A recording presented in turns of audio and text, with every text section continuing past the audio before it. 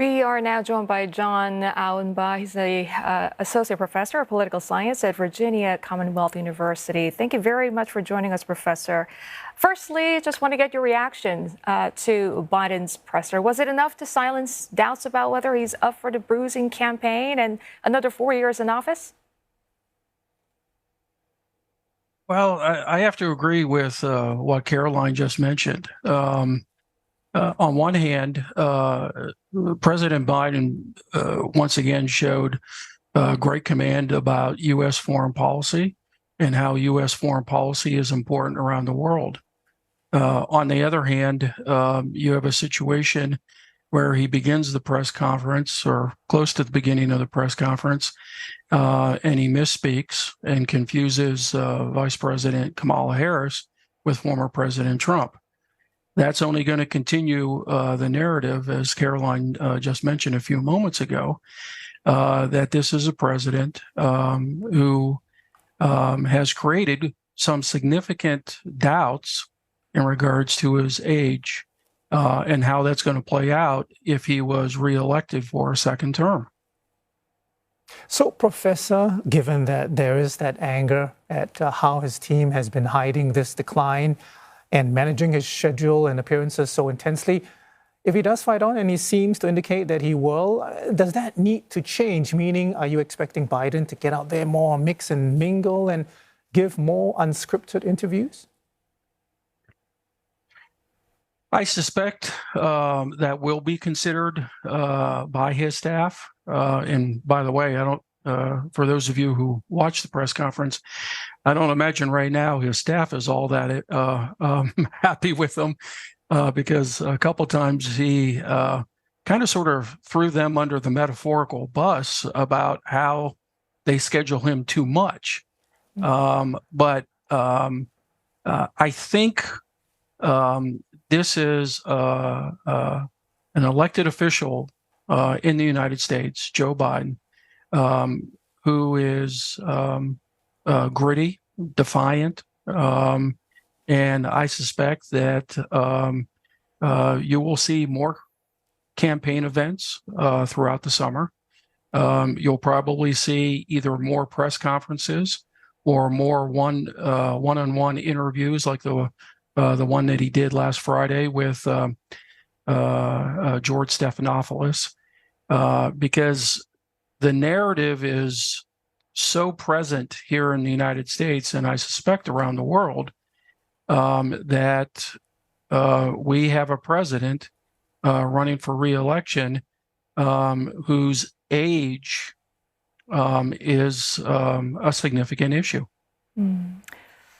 Professor, at the end of the day, it's really the president who can make the decision to step aside, right? I mean, he seems defiant, at least for now, but could anything persuade Mr. Biden to reconsider his decision to remain in the race? I mean, some pundits say it could be his rich donors. Yeah, let's not underestimate how important fundraising is in regards to running elections or running for elections here in the United States. President Biden mentioned during the news conference that his campaign has significant money on hand.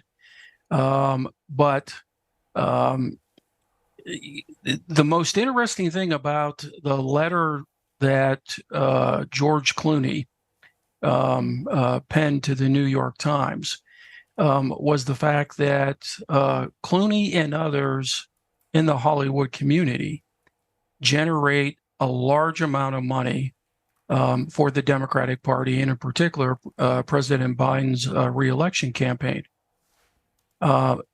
If those donors make it very clear that their, again, proverbial checkbooks won't be as open or they might close, this could put pressure on the party elites to then put pressure on President Biden to perhaps step down. Otherwise, as the president indicated during the news conference, the only other alternative is You see delegates at the Democratic National Convention in August reneging on their pledges to vote for President Biden to be the Democratic Party nominee. And that would be somewhat unheard of, particularly in the last roughly 50 to 60 years. Professor, President Biden, I mean, in that press conference, he's taken 3 neurological tests, to allay concerns about his mental fitness. And he would be ready to take another one if a doctor told him he needed to. But let's listen to what he said exactly in the press conference. I think it's important that if the neurologist tells me he thinks I need another exam, and by the way, I've laid every bit of the record out. Hadn't hidden a thing. You ought to ask Trump for his, okay? I laid it all out. And every single day I'm surrounded by good docs. If they think there's a problem, I promise you, or even if they don't think it's a problem, they think I should have a neurological exam again, I'll do it. But no one's suggesting that to me now. So, Professor, my question is, is that going to be enough to allay the concerns that voters might have, his colleagues might have? I mean, isn't it also true that he really has nothing to lose if he feels he's really fit by just taking a test and satisfying everybody?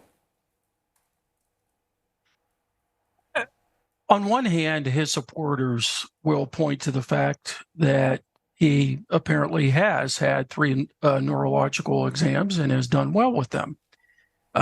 But for those who already have their doubts, I'm not entirely sure that there is a particular number of neurological exams that President Biden could take and successfully, if you will, pass, that would satisfy them.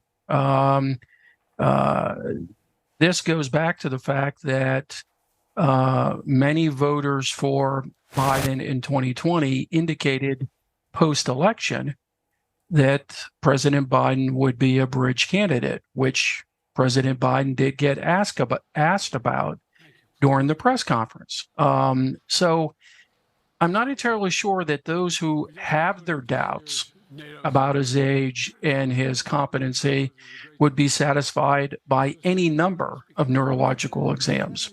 Again, this is a pretty strong narrative among the media in the United States currently, but also according to polls, a significant percentage of voters, including Democratic voters.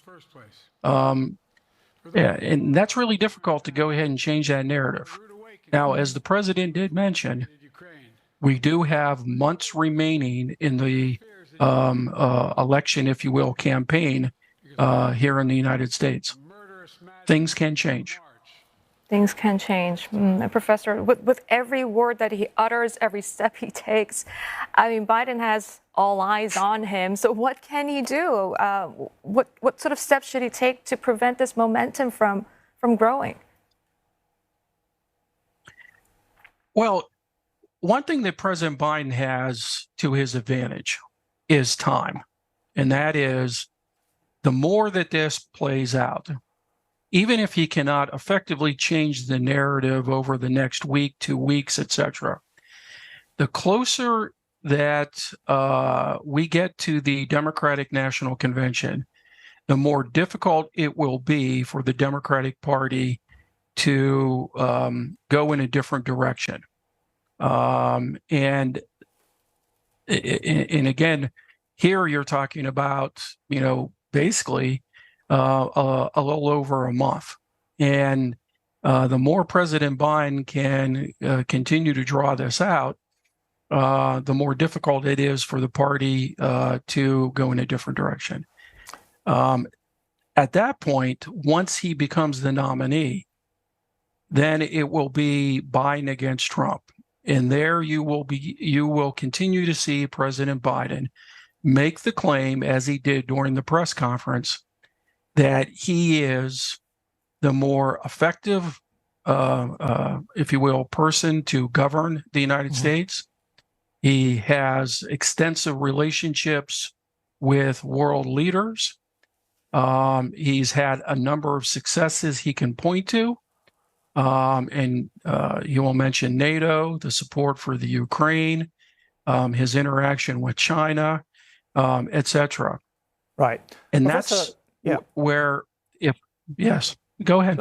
No. I just want to quickly ask you, about that support, because his critics always cite polling numbers. Biden says, don't look at them. It's too early. It doesn't start till September effectively. But we know that Trump has edged ahead since the debate in terms of polling numbers. So I want to ask you about the reliability and how accurate are they right now? It was kind of ironic to listen to President Biden call into question the polls when 2020, he mentioned them quite frequently as why he was going to win, and he did win. But polling for those around the world, polling in regards to politics in the United States have taken some hits in the last, if you will, 2 presidential elections. And, to a certain extent, President Biden is correct in pointing out the flaws or problems that public opinion polling has had here in this country. But that said, the sheer variety and number of polls that show President Biden behind overall, but also in terms of the battleground states, should be very concerning to the Biden campaign and for Democratic Party supporters. And in particular, I'm talking about independent and undecided voters, many of whom cite President Biden's age as a significant issue that might impact their vote choice come this November. All right, Professor, we do have to leave it there. Appreciate you staying on and talking to us and for your wonderful insights. That is John Auenbaugh, Associate Professor of Political Science at Virginia Commonwealth University.